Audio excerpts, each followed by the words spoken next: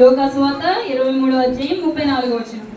యేసు, తండ్రి మీరేమి చేయించినారో మీరు ఎదుగురు కనుక వీరిని క్షమించమని చెప్పాను. హల్లెలూయా, హల్లెలూయా, హల్లెలూయా, హల్లెలూయా. ఆయన సిలువలో 7 మాటలు పలికారు. దాంట్లో మొదటి మాట తొలి మాటగా ఆయన చెప్తూ అంటున్నారు కదా. అందరూ ఏం చేస్తున్నారు అక్కడ? సిలువ వేసేటప్పుడు ప్రభు అయినటువంటి యేసు సిలువ మీద ఉన్నాడు. ఆయనతో పాటు 2 నేరస్తులు సిలువ మీద ఉన్నారు, చెరో పక్క. ఆయన సిలువ మీద ఉన్నప్పుడు వీళ్ళు ఏం చేస్తున్నారండి? ఏం చేస్తున్నారో తెలుసా ప్రియమైన వాళ్ళారా? ఏడ్చి వాళ్ళు ఏడుస్తున్నారు, కాదంటలేదు. కానీ అపహసిస్తున్నారంట, అపహసిస్తున్నారు, హేళన చేస్తున్నారు, లేకపోతే నిందిస్తున్నారు. ఏ అంతమందిని స్వస్థపరిచావుగా, ఆ లాజరు అన్నవాడిని లేపావుగా, లేకపోతే ఆ నాయిను గ్రామంలో విధవరాలు కుమారుని లేపావు కదా, లేకపోతే ఆ యాయిరు కుమార్తెని లేవనెత్తావు కదా, మరి నిన్ను కాపాడుకోవా? యేసు నువ్వు దిగిరా సిలువ మీద నుంచి, అప్పుడు మేము నమ్ముతాం అంటున్నారంట. వాళ్ళందరూ హేళన చేస్తున్నారు, అపహసిస్తున్నారు. ఆయన సిలువ వేసే ముందు ఆయన్ని ముఖం మీద కుట్టారంట ప్రియమైన వాళ్ళారా. ముందు వేశారు ముళ్ళ కిరీటం, ముళ్ళతో ఆయన కిరీటం మళ్ళీ ఆయన తల మీద పెట్టారంట. యూదుల రాజుగా చెప్పుకుంటున్నాడు ఈయన, దేవుని కుమారుడు అంట ఈయన. కాబట్టి ఈయన ఎలా రక్షింపడతాడో, ఈయన కాపాడుకుంటాడో చూద్దాం అని చెప్పి నానా విధాలుగా మాట్లాడుకోవడం మొదలు పెట్టారు ప్రియమైన వాళ్ళారా. అవన్నీ ఎదిగినటువంటి ప్రభు అయినటువంటి యేసు అంతేనా, పిల్లల దగ్గరికి వెళ్ళినప్పుడు మీకు యూదుల రాజుని నేను ఒక ఖైదీని మీకు విడిపించడం కద్దు కదా, కాబట్టి నేను యూదుల రాజు అని చెప్పి యేసుని విడిపిస్తాను, మీకు సమ్మతమేనా అంటే వద్దు, ఆ నరహంతకుండా మాకు వద్దు. ఏంటి ఎవరిని అంటున్నారో? యేసుని, ప్రభు అయినటువంటి యేసుని వాళ్ళు వద్దని నరహంతకుడు చంపేసిన వాడిని బరబ్బను మాకు విడుదల చేయమని అడిగారంట. మరి ఈయన్నేం చేయమంటారు? ఇలా అడిగాడు మళ్ళీ ఏమని, ఈయన్నేం చేయమంటారంటే సిలువ వేడి, సిలువ వేడి, సిలువ వేడి, సిలువ వేడి అని చెప్పి కేకలు. ఆ కేకలు వేస్తే వారి కేకలే గెలిచేయంట. కాబట్టి ఇవన్నీ ఎరిగి ఉన్నటువంటి ప్రభు అయినటువంటి యేసు అంటున్నాడు కదా, తండ్రి ఆ పరమ తండ్రితో చెప్తున్నాడు, వీరేమి చేస్తున్నారో వీరు ఎరగరు, వీరికి తెలియట్లేదు మీరు ఏం చేస్తున్నారు. ఎందుకంటే ఈ యుగ సంపన్నమైన దేవత వారి కళ్ళకి ఏం చేసింది? గురుడితనాన్ని కలగజేసింది. కాబట్టి వారు తెలుసుకోవట్లేదు తండ్రి. కాబట్టి వారు ఏం చేస్తున్నారో వారు తెలుసుకోవట్లేదు, వారికి తెలియదు. కాబట్టి వారు క్షమించుము అని చెప్పాడంట. హల్లెలూయా, హల్లెలూయా, హల్లెలూయా. ఎందుకంటే మన తండ్రి అయినటువంటి ప్రభు అయినటువంటి యేసుది ఏ లక్షణం అండి, ఏ గుణమైంది? క్షమించే గుణమైంది. హల్లెలూయా, హల్లెలూయా, హల్లెలూయా. ఆయన గుణ లక్షణాలను మనం పరిశీలిస్తే ఆ లక్షణాల్లో, ఆయన గుణాల్లో ఒకటేంటి? క్షమాపణ. క్షమాపణ ఆయన గుణం. హల్లెలూయా, హల్లెలూయా. అయితే కీర్తనకారుడు అంటాడు కదా, కీర్తనలో 86వ కీర్తన 5వ వచనం చూసినట్లయితే 86వ కీర్తన 5వ వచనం.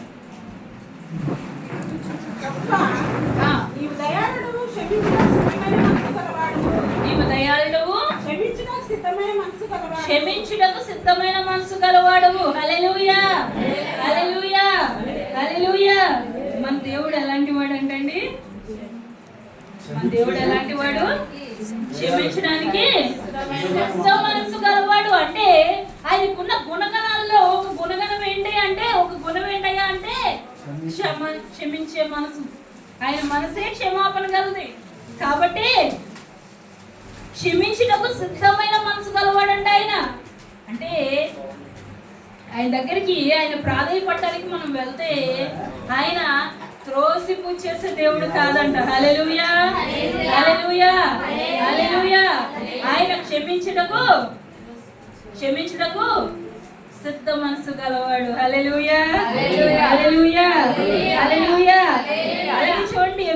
రాసిన పత్రిక 4:32 చూసినట్లయితే ఎఫెసీ 4:32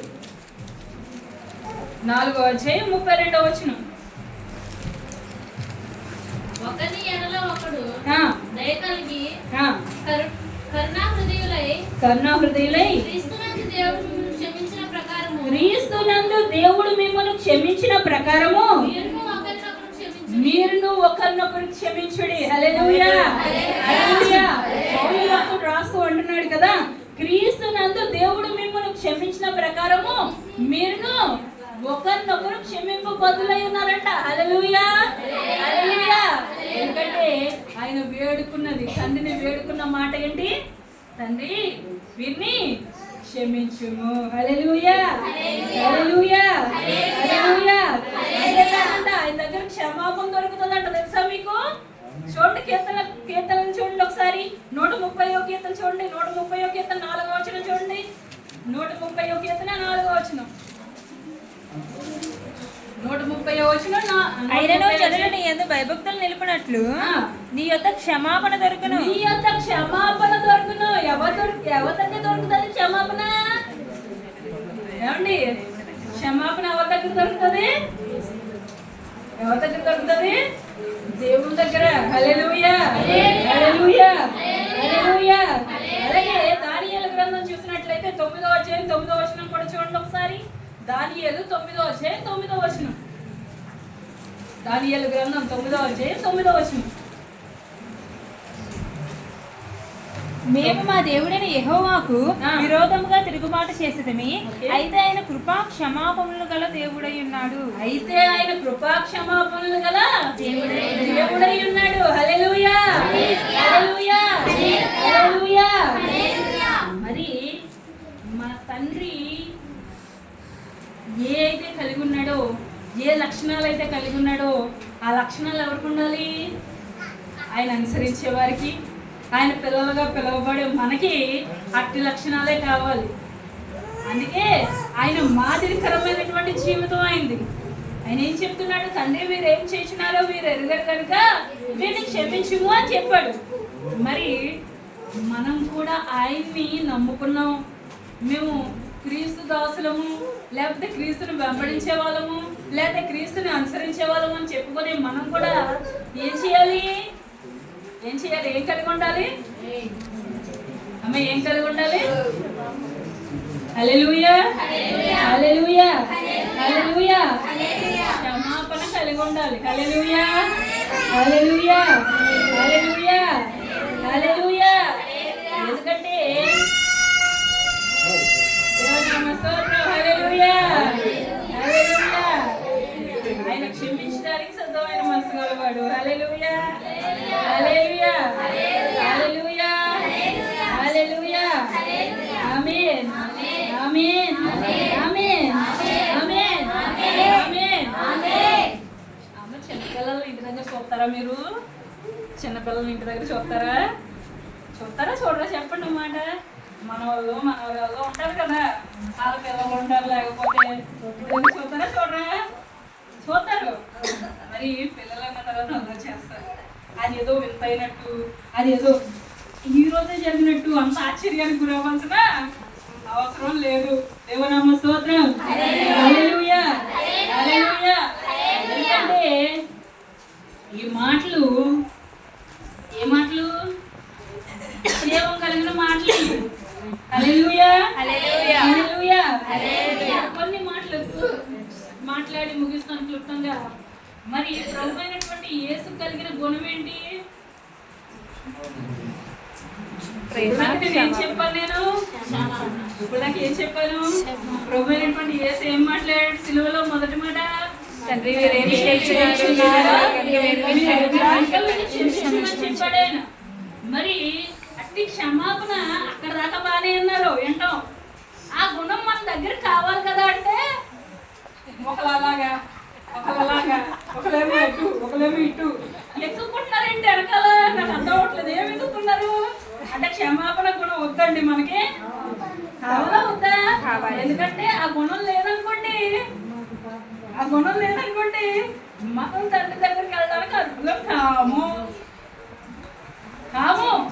ఎందుకంటే ఆ గుణం, ఆ క్షమాపణ గుణం మన దగ్గర లేకపోతే యేసుని ఎదుర్కొంటా కూడా వెళ్ళాం మనం, ఎత్తపడే గుంపులో ఉండం మనం.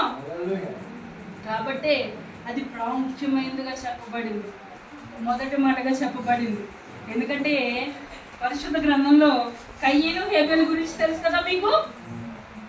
కయ్యను హేబెల్ గురించి తెలుసు కదా. ప్రభు అయినటువంటి యెహోవా దేవుడు కయ్యను అర్పణనే నిరాకరించాడు, హేబెలు అర్పణని అంగీకరించాడు. కాబట్టి ఈ హేబెల్ మీద ఎవరికి కోపం వచ్చింది? కయ్యనికి, తన సొంత తమ్ముడు హేబెలు. కానీ వాళ్ళు దుష్టుడు ప్రవేశించాడు, దుర్మార్గం వచ్చింది. ఏం చేశాడు? నా అర్పణను స్వీకరించడా దేవుడు అని చెప్పి ఆయన చంపేశాడు హేబెల్. కానీ అక్కడ విషయం ఏంటంటే యెహోవా దేవుడు వచ్చి కయ్యను అడుగుతాడు, కయ్యను నీ తమ్ముడైనటువంటి హేబెల్ ఎక్కడా అంటే, నేను కావలి వాడినా వాడికి, నేను కాపలా వాడినా అని కాపలా కాయడం నా హక్క అని అడుగుతున్నాడు. లేకపోతే ఆడిని చూడటమే నా పనా? కానీ యెహోవా దేవుడు ఒక మాట అంటాడు అక్కడ, నీ తమ్ముని యొక్క రక్తం మొరపెడుతుంది అంటాడు. స్వరం, ఆ రక్తం యొక్క స్వరం ఏం చేస్తుందంట? మొరపెడుతుందంట. ఏమని? తండ్రి నా అన్న నన్ను చంపేశాడు అని చెప్పి నాకు ఏమని మొరపెట్టి ఉండొచ్చు? నాకు పగ తీర్చి తండ్రి, నేను అన్యాయంగా చచ్చిపోయా, నన్ను చంపేశాడాడు నా అన్న, ఎందుకు నా అర్పణ స్వీకరించావని నన్ను చంపేశాడు అని చెప్పి ఒకవేళ కోపంతో మొరపెట్టి ఉండొచ్చేమో. ఆ స్వరం రక్తం యొక్క స్వరం యెహోవా దేవుడు చెప్తున్నాడు. మరి అక్కడ నా అన్న క్షమించమని చెప్పలే, నీ తమ్ముడైనటువంటి హేబెల్ యొక్క రక్తం యొక్క స్వరం మొరపెడుతుంది నాకు అని చెప్పి అక్కడ శిక్ష విధించాడు కయ్యనికి. పగ కోసం మొరపెట్టి ఉండొచ్చు ఒకవేళ అనుకుందాం. అలాగే ప్రకటన గ్రంథం 6వ అధ్యాయంలో ఉంటది కదా, నీతిమంతుల యొక్క రక్తం అంట మొరపెడుతుందంట. ఏమన్నా తెలుసా?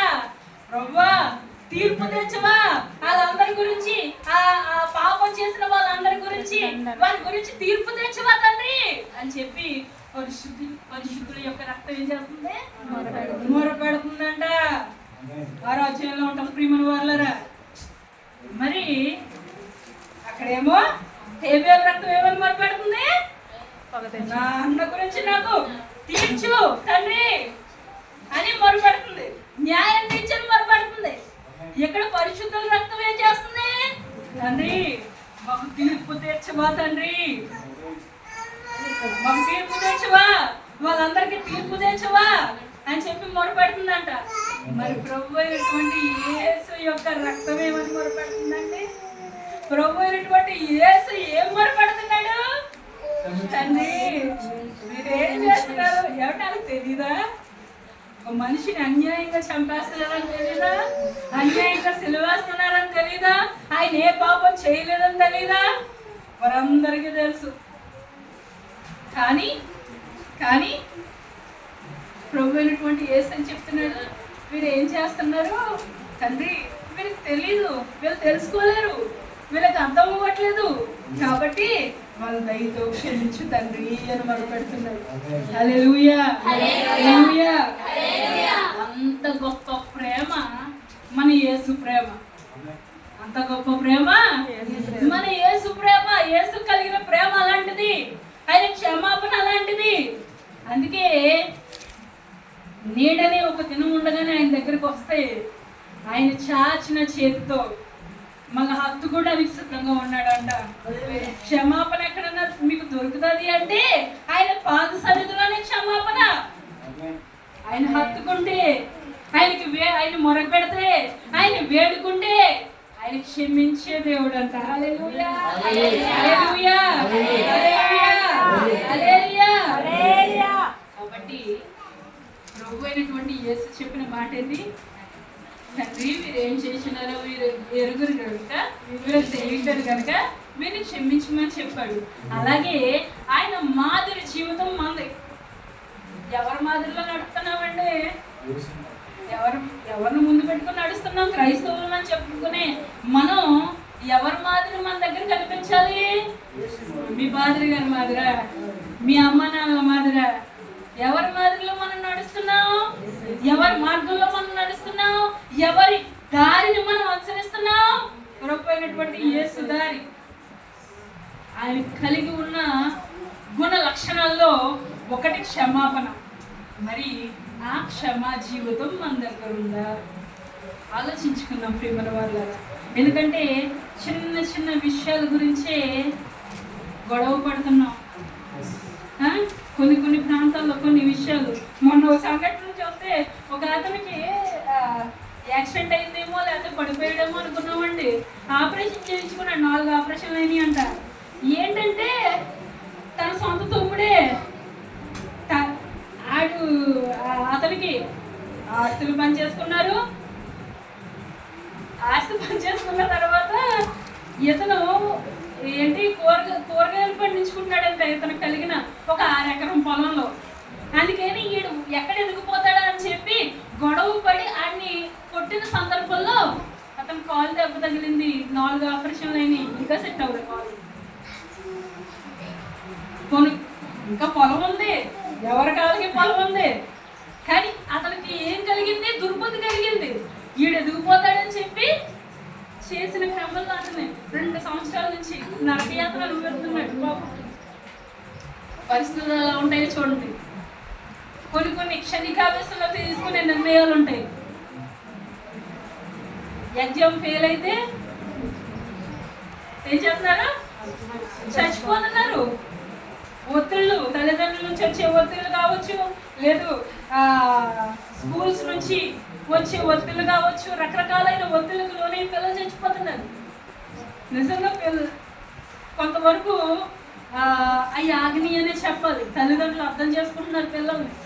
పర్లేదమ్మా అని చెప్పి ధైర్యం చెప్పబట్టి అలాంటి వార్తలు చాలా తక్కువే ఉన్నాం నిజంగాను. అంతకుముందు కాలాల్లో పోల్చుకుంటే క్షణికావేశంలో తీసుకునే నిర్ణయాలు. మరి క్షమించే గుణగణాలు మన దగ్గర లేకపోతే ఎలాగా? తప్పు చేశాడు, ఒకసారి తప్పిదం జరిగింది ఏదైనా, మనం ఏం చేయాలి? క్షమించాలి. ఈ మాట అనటానికి వినడానికి చాలా చిన్నగా ఉంటుంది, చాలా సులభంగా ఉంటుంది, చాలా సునాయాసంగా చెప్పేస్తాం. కానీ క్షమించే విషయానికి వస్తే తెలుస్తుంది. క్షమించడం అంటే అది ఎంత అపకారం చేసినా, ఎంత నీ పట్ల ఎంత ద్వేషభావంతో ఉన్నా, ఎంత అపకారం చేసినా ఆడి కళ్ళ ముందు వచ్చేసరికి ఆడి కష్టం కలిగింది అనుకోండి,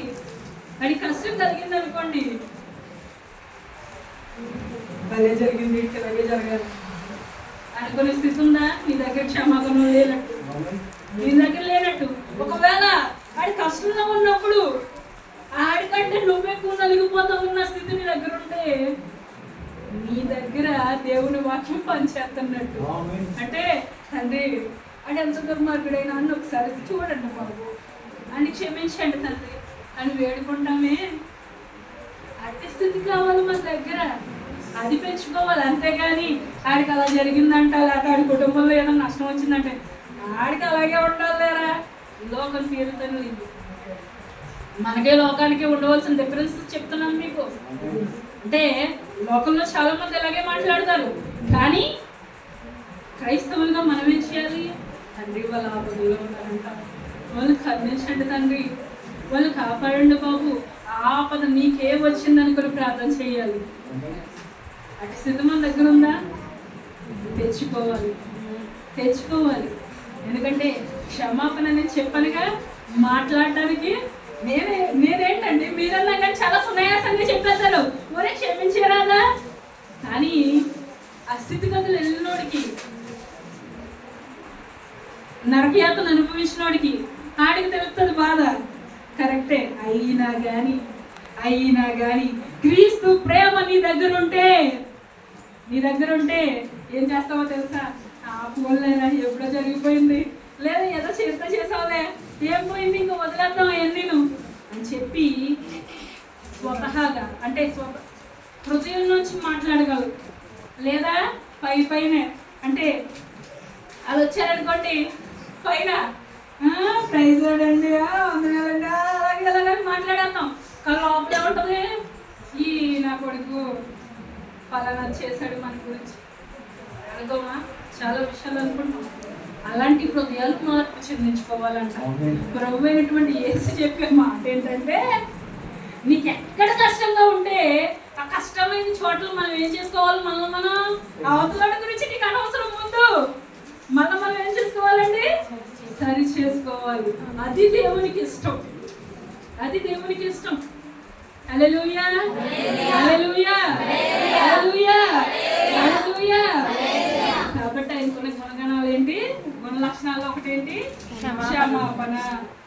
ఆయన పలికిన మాట, తండ్రి మీరు ఏం చేస్తున్నారు, మీరు కనుక క్షమించుము అని చెప్పాడంట. మరి మనం కూడా మన యందు అపరాధం ఎవరైనా చేస్తుంటే వాళ్ళని కూడా మనం ఏం చేద్దాం? ప్రభు అయినటువంటి యేసు మాట తీసుకొని యేసుకు తగ్గట్టుగా మన బ్రతుకులు ఉంటే మనం కూడా ఏం చేయాలి? క్షమించాలి. తండ్రి ఏం లేదు తండ్రి, నువ్వు చెప్పిన మాట ప్రకారం నేను క్షమిస్తున్నాను తండ్రి అని చెప్పి ప్రార్థన చెయ్యి. తర్వాత నుంచి దేవుని కార్యాలు చూస్తాం మొదలు పెడతాం. హల్లెలూయా హల్లెలూయా హల్లెలూయా హల్లెలూయా. కొద్ది మాటలు దీవించును గాక. ఆమేన్.